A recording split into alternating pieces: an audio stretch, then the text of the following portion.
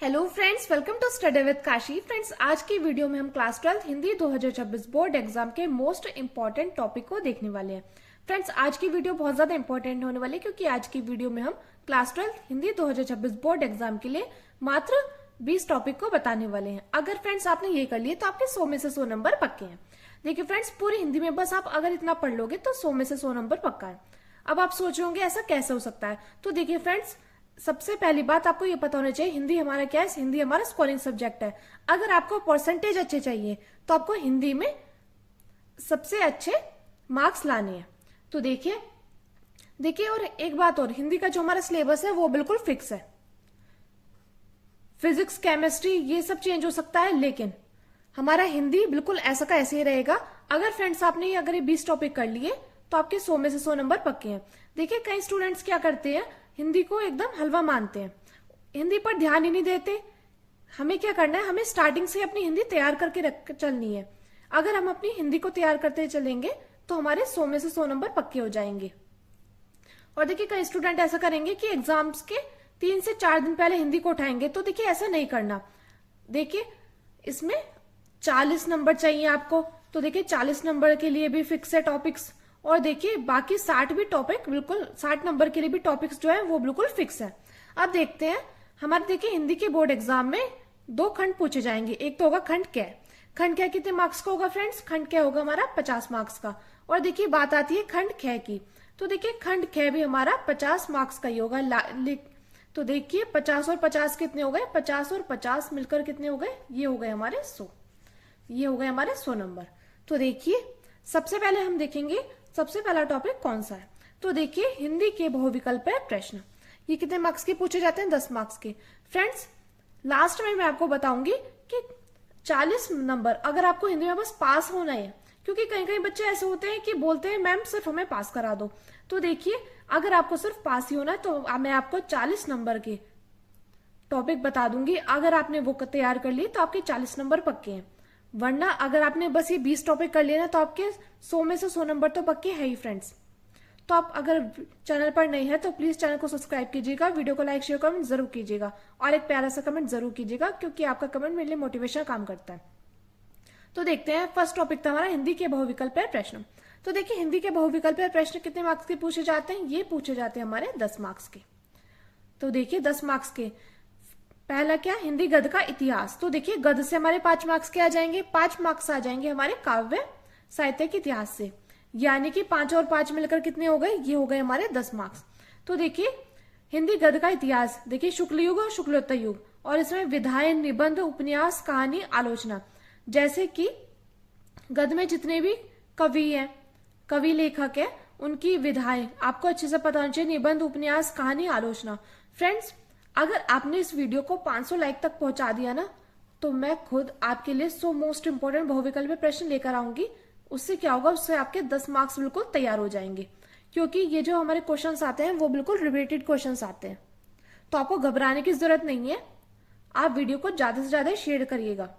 तो देखिए हिंदी गद्य का इतिहास में 5 मार्क्स पूछे जाते हैं। 5 मार्क्स का ये पूछा जाता है, इसमें शुक्ल युग, शुक्लोत्तर युग और विधाएं, निबंध, उपन्यास, कहानी और आलोचना।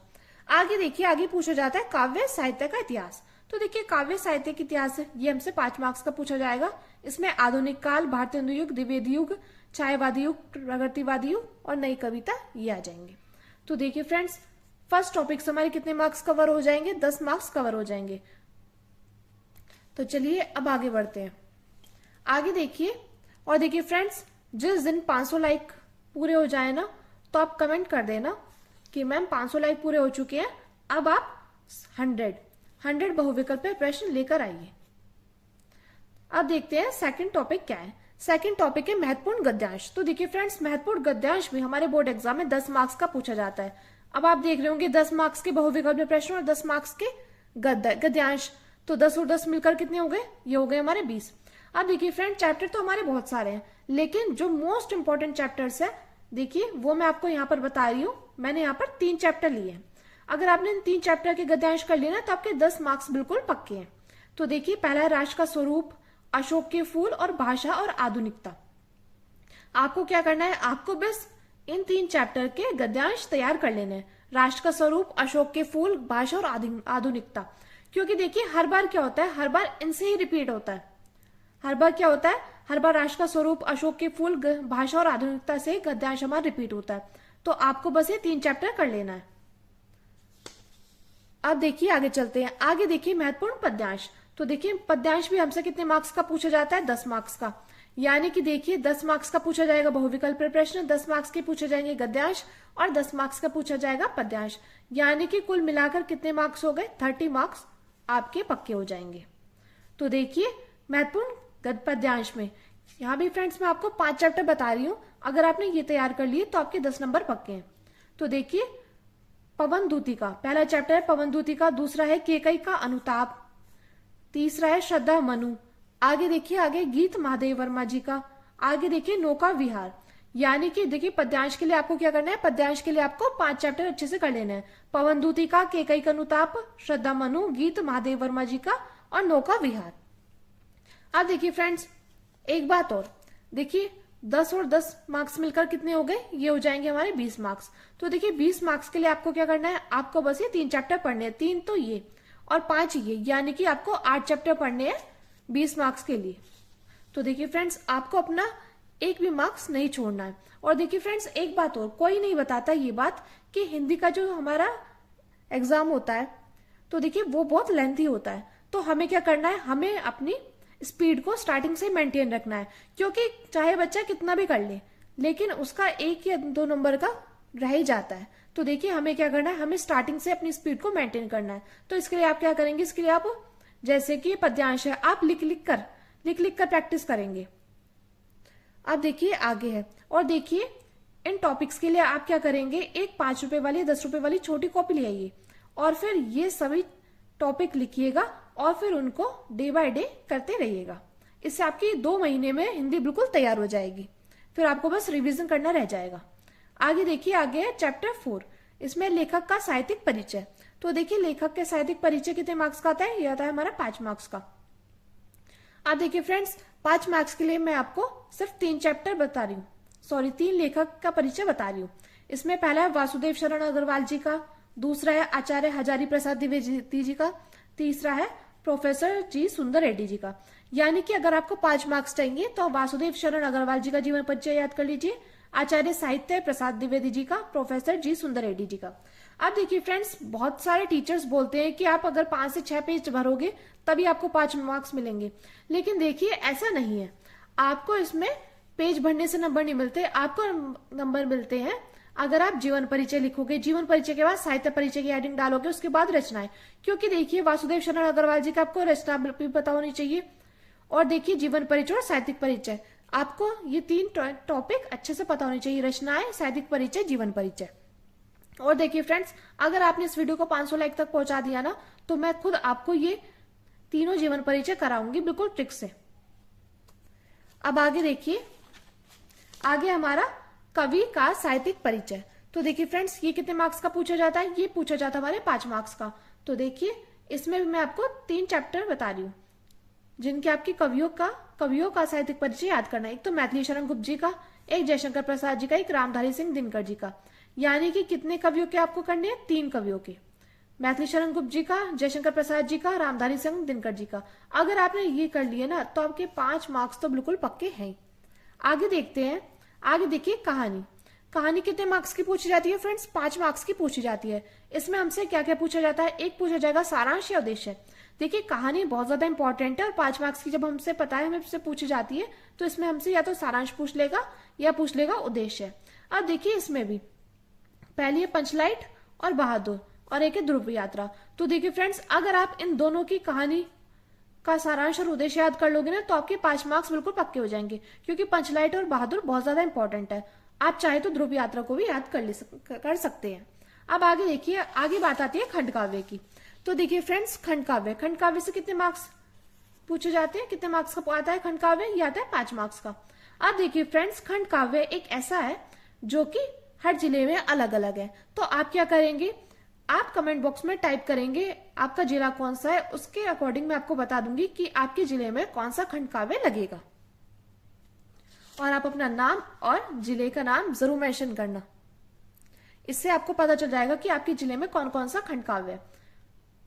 आपको याद करना है। एक तो मुक्ति यज्ञ, एक सत्य की जीत, एक रश्मि रथी, आलोक व्रत, त्यागपति और श्रवण कुमार। यानी कि कितने हैं? 6 खंड काव्य है। इनमें से क्या है? इनमें से आपके जिले में सिर्फ एक ही होगा, एक ही लगेगा।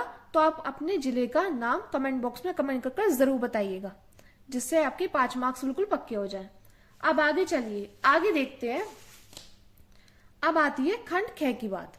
क्या आती है फ्रेंड्स? अब आती है खंड ख की बात। ये कितने मार्क्स का पूछा जाता है? खंड ख बोर्ड एग्जाम में आपसे 50 मार्क्स का पूछा जाता है। तो देखिए खंड ख कितने मार्क्स का आया था? 50 मार्क्स का, और 50 मार्क्स का हमारा खंड ख आया है। तो देखिए 50 और 50 मिलकर कितने हो गए? 100। देखिए फ्रेंड्स, एक बार मैं फिर से कह रही हूँ कि हिंदी जो है वो आपका स्कोरिंग सब्जेक्ट है, इसलिए आपको सबसे पहले हिंदी को तैयार करना चाहिए। आगे देखते हैं खंड ख में 8वें नंबर का टॉपिक है संस्कृत गद्यांश। तो देखिए फ्रेंड्स, कितने मार्क्स का पूछा जाता है? ये पूछा जाता है हमारा 7 मार्क्स का। संस्कृत का गद्यांश कितने मार्क्स का पूछा गया है? 7 मार्क्स का पूछा गया है, जिसमें जातक कथा, संस्कृत भाषाएं महत्तम, महामना मालवीय जी और पंचशील सिद्धांता। यानी कि आपको अगर 7 मार्क्स चाहिए तो आप इन 4 चैप्टर को अच्छे से तैयार कर लीजिएगा। अब आगे चलते हैं। आगे देखिए संस्कृत पद्यांश ए श्लोक। तो देखिए कितने मार्क्स का पूछा जाता है? ये भी हमारा 7 मार्क्स का पूछा जाता है। तो देखिए इसमें सुभाषित रत्नानी और जातक कथा। तो देखिए जातक कथा तो आप गद्यांश के लिए भी करोगे, लेकिन पद्यांश के लिए भी जातक कथा तैयार कर लीजिएगा। और देखिए अगर आपने जातक कथा भी तैयार नहीं किया तो सुभाषित रत्नानी एक ऐसा चैप्टर है जिससे हम हर बार पद्यांश तो हमारा पूछा ही जाता है। तो देखिए अगर आपको यहाँ पर 7 मार्क्स चाहिए तो आप सुभाषित रत्नानी को अच्छे से करके जाइएगा तैयार। अब देखिए बात आती है यहाँ पर। देखिए एक तो संस्कृत का गद्यांश और पद्यांश, ये कितने मार्क्स के? 7 और 7 मार्क्स के पूछे जाते हैं। तो 7 और 7 मार्क्स के मिलकर कितने हो गए? 14 मार्क्स हो गए। अब इसमें देखिए, इसमें 4 चैप्टर ये हैं और देखिए 1 चैप्टर ये है, क्योंकि जातक कथा तो यहाँ पर। यानी कि अगर आपको 14 मार्क्स चाहिए तो आपको 5 चैप्टर अच्छे से तैयार कर लेने हैं। अब आगे चलते हैं। आगे देखिए बात आती है व्याकरण की। तो देखिए व्याकरण में मुहावरे व लोकोक्तियां कितने मार्क्स की पूछी जाती हैं? ये पूछी जाती है 2 मार्क्स की। आगे देखिए एक अपठित गद्यांश आएगा। देखिए गद्यांश की तरह ही होगा, उसमें गद्यांश दिया जाएगा और आपसे पूछा जाएगा, जैसे सीता और गीता दोनों राजा की पत्नी थी, तो पहली पत्नी का नाम क्या है? तो आपको क्या करना है? आपको गीता नहीं लगाना है, आपको लगाना है सीता। तो देखिए ये 5 मार्क्स का पूछा जाता है हमारा अपठित गद्यांश और मुहावरे लोकोक्तियां। और देखिए मुहावरे लोकोक्तियां को आपको क्या करना है? आपको इनको रोज की 1 से 2 बार पढ़ लेना है। देखिए रटना नहीं है, क्योंकि रटा होता हम भूल जाते हैं। हमें क्या करना है? हमें बिल्कुल अच्छे से तैयार करते हुए चलना है। आगे देखिए, आगे बात आती है शब्द युग्म की। तो शब्द युग्म हमसे कितने मार्क्स का पूछा जाता है? ये पूछा जाता है हमसे 2 मार्क्स का। आगे देखिए शब्दार्थ, ये कितने मार्क्स का पूछा जाता है? 2 मार्क्स का। आगे देखिए अनेक शब्दों के लिए 1 शब्द, ये कितने मार्क्स का पूछा जाएगा? 2 मार्क्स का। जैसे जो भगवान में विश्वास करता हो आस्तिक, और जो भगवान में विश्वास ना करता हो नास्तिक, और जो शाकाहारी हो, जो हरी सब्जियां ये सब खाता हो वो शाकाहारी, और जो मांस मछलियां खाता हो वो क्या होता है? मांसाहारी। आगे देखिए वाक्य संशोधन। आपको वाक्य दिया जाएगा, उसमें आपको त्रुटि दी जाएगी, आपको क्या करना है? आपको उसका संशोधन करना है। वो भी कितने मार्क्स का पूछा जाएगा? 2 मार्क्स का पूछा जाएगा। यानी कि देखिए व्याकरण में मुहावरे लोकोक्तियां 2 मार्क्स की, अपठित गद्यांश 5 मार्क्स का, शब्द युग्म 2 मार्क्स के, शब्दार्थ 2 मार्क्स के, अनेक शब्दों के लिए 1 शब्द 1 मार्क्स का 2 मार्क्स के, और वाक्य संशोधन 2 मार्क्स के। यानी कि 2 और 2 4, 6, 8, 10, 10 और 5 कितने हो गए? 15 मार्क्स। तो देखिए व्याकरण से आपके 15 मार्क्स बिल्कुल पक्के हो जाएंगे। अब आगे देखिए रस छंद अलंकार। फ्रेंड्स कितने कितने मार्क्स के पूछे जाते हैं? 2-2 मार्क्स के पूछे जाएंगे। और देखिए फ्रेंड्स रस छंद और अलंकार पे मैंने वीडियो बना रखी है, अगर आपने वो नहीं देखी तो मैं उसका लिंक डिस्क्रिप्शन में डाल दूंगी, आप वहां से जाकर जरूर देख लीजिएगा। तो देखिए रस में कौन कौन से रंग है? श्रृंगार रस है, करुण रस है, हास्य रस है और वीर रस है। अब देखिए अगर आपको 2 मार्क्स चाहिए तो आप रस को अच्छे से तैयार कर लेंगे। आगे देखिए बात आती है छंद की। तो छंद कितने मार्क्स का पूछा जाता है? छंद पूछा जाता है हमसे 2 मार्क्स का। इसमें दोहा, सोहटा और चौपाई, आपको इनको तैयार करना है। आगे देखते हैं अलंकार की बात आती है। अलंकार कितने मार्क्स का पूछा जाता है फ्रेंड्स? 2 मार्क्स का। तो उपमा अलंकार, अनुप्रास अलंकार, रूपक अलंकार, उत्प्रेक्षा अलंकार और यमक अलंकार। तो देखिए अनुप्रास अलंकार में होता है जिसमें किसी वर्ण की आवृत्ति बार बार हो, उसे अनुप्रास अलंकार कहते हैं। यमक अलंकार क्या होता है? कनक कनक सोगुनी मादकता अधिकाय, ये होता है। और देखिए उत्प्रेक्षा अलंकार, जो सोहतड़ु पीठ पतु साम सालो ने गात मनो नीलमणि सैल पर आत्मो परियो प्रभात। तो देखिए फ्रेंड्स, मैंने उसमें एग्जाम्पल भी आपको बहुत ईजी कराए हुए हैं। अगर आपने उस वीडियो को देख लिया ना तो आपके बिल्कुल 6 नंबर पक्के हो जाएंगे, क्योंकि मैंने उसमें रस भी कराया हुआ, छंद भी कराया हुआ और अलंकार भी कराया हुआ है। आइए देखिए 19 नंबर टॉपिक हमारा कौन सा है, पत्र लेखन। तो देखिए फ्रेंड्स, पत्र लेखन हमारे बोर्ड एग्जाम में कितने मार्क्स का पूछा जाता है, 6 मार्क्स का पूछा जाता है। देखिए फ्रेंड्स, ये 3 पत्र बहुत ज्यादा इंपॉर्टेंट है, क्योंकि हमसे हर साल यही पूछे जाएंगे, हर साल हमसे यही पूछे गए हैं। और देखिए फ्रेंड्स, आपको अगर एक बार पत्र लेखन का पैटर्न पता हो ना तो आप इनको अच्छे से तैयार कर लोगे। फ्रेंड्स, मैंने इस पर भी वीडियो बना रखी है, इसका लिंक मैं आपको डिस्क्रिप्शन में दे दूंगी, जिससे मैंने तीनों पत्र अच्छे से कराए हुए हैं। और अगर आपको पैटर्न पता हो ना तो दुनिया भर का कोई भी पत्र अगर आ जाए आपके बोर्ड एग्जाम में, आप बस वो पैटर्न लगाकर उस पत्र को लिख दोगे, जिससे आपके 6 में से 6 मार्क्स बिल्कुल तैयार हो जाएंगे। तो देखिए, नियुक्ति आवेदन पत्र, बैंक में किसी व्यवसाय के लिए ऋण प्राप्त करने के लिए का आवेदन पत्र, और अपने नगर या गांव की सफाई हेतु संबंधित अधिकारी की प्रार्थना पत्र। अब आगे चलिए फ्रेंड्स, 20 नंबर टॉपिक है हमारा निबंध। तो देखिए फ्रेंड्स, निबंध भी बहुत ज्यादा इंपॉर्टेंट है। ये कितने मार्क्स का पूछा जाता है, ये पूछा जाता है हमसे 9 मार्क्स का। कितने मार्क्स का पूछा जाता है, 9 मार्क्स का पूछा जाता है। इसमें देखिए कुछ इंपॉर्टेंट निबंध है। देखिए फ्रेंड्स, एक बात और, निबंध तो किसी को भी याद नहीं होता, बस आपको क्या करना है, इन सब की आपको हेडिंग तैयार कर लेनी है। अगर आपने हेडिंग तैयार कर ली ना तो आपके 9 नंबर बिल्कुल पक्के हो जाएंगे, चाहे आप उसके अंदर फिर कुछ भी लिखो, बस आपको हेडिंग अच्छे से पता होनी चाहिए। और कई लोग बोलते हैं कि अगर आपने 7 से 8 पेज भरे तभी आपको 9 नंबर मिलेंगे, ऐसा नहीं है फ्रेंड्स। आप हेडिंग टू हेडिंग करना, आपको 9 नंबर बिल्कुल पक्के हो जाएंगे। इसमें देखिए पहला हमारा पर्यावरण प्रदूषण, समस्या और समाधान। इसमें आपको पता होना चाहिए पर्यावरण प्रदूषण कैसे होता है, इसमें पर्यावरण प्रदूषण के प्रकार, ये सभी पता होना चाहिए। अब देखिए आगे देखिए, भारत में बेरोजगारी की समस्या। फ्रेंड्स, ये बहुत ज्यादा इंपॉर्टेंट टॉपिक है। इस विज्ञान वरदान या अभिशाप। और देखिए एक बात और, एक निबंध और है, वो मैं यहाँ पर लिखना भूल गई, महाकुंभ। अभी आप जानते हैं महाकुंभ हुआ था, तो देखिए महाकुंभ भी आपको तैयार कर लेना है। आगे देखिए, भारत में जनसंख्या वृद्धि की समस्या, ये फ्रेंड्स बहुत ज्यादा इंपॉर्टेंट है। और आगे देखिए, आतंकवाद समस्या और समाधान। यानी कि अगर आपको 9 नंबर चाहिए तो आपको 6 निबंध अच्छे से तैयार कर लेने हैं। इसमें महाकुंभ भी ऐड कर लीजिएगा। पर्यावरण प्रदूषण, समस्या और समाधान, भारत में बेरोजगारी की समस्या, विज्ञान वरदान या अभिशाप, और भारत में जनसंख्या वृद्धि की समस्या, और आतंकवाद समस्या और समाधान। अब देखिए फ्रेंड्स, बात करते हैं आपके 100% फिक्स्ड टॉपिक कौन कौन से हैं। जैसे कि बच्चे को क्या होता है, सबसे पहले बच्चे पूछते हैं कि मैम बस इतना बता दीजिए कि जिससे हम पास हो जाएं। तो देखिए फ्रेंड्स, 100% फिक्स्ड टॉपिक आपके हैं 40 मार्क्स के। अगर आपको पास होने की बात है ना, तो आपको अगर ये फिक्स टॉपिक कर लिए तो आपके 40 मार्क्स बिल्कुल पक्के हो जाएंगे। वैसे हिंदी बहुत ही आसान सब्जेक्ट है और स्कोरिंग सब्जेक्ट भी है। अब देखिए, लेखक का साहित्यिक परिचय। तो देखिए, लेखक का साहित्यिक परिचय 5 मार्क्स का पूछा जाता है। मैंने आपको 3 बता दिए। कवि का साहित्यिक परिचय मैंने आपको बता दिया है। कहानी देखिए, कहानी में आपको सारांश और उद्देश्य दोनों याद कर लेना है। खंड काव्य देखिए, हर जिले के अलग अलग होते हैं, तो आप कमेंट बॉक्स में अपने जिले का नाम मेंशन कर देना, मैं आपको बता दूंगी आपके जिले में कौन सा खंड काव्य है। तो देखिए, लेखक के साहित्यिक परिचय से 5 नंबर, कवि के साहित्यिक परिचय से 5 नंबर, यानी कि 5 और 5 10, कहानी से 5 नंबर, खंड काव्य से 5 नंबर, यानी कि कुल मिलाकर कितने हो गए, 20 नंबर हो गए। यहाँ तक 20 नंबर हो गए। अब देखिए, संस्कृत गद्यांश और पद्यांश। पद्यांश में आपको क्या करना है, एक चैप्टर मैंने आपको बताया, आपको उसका कर लेना है, सुभाषित रत्नानी का।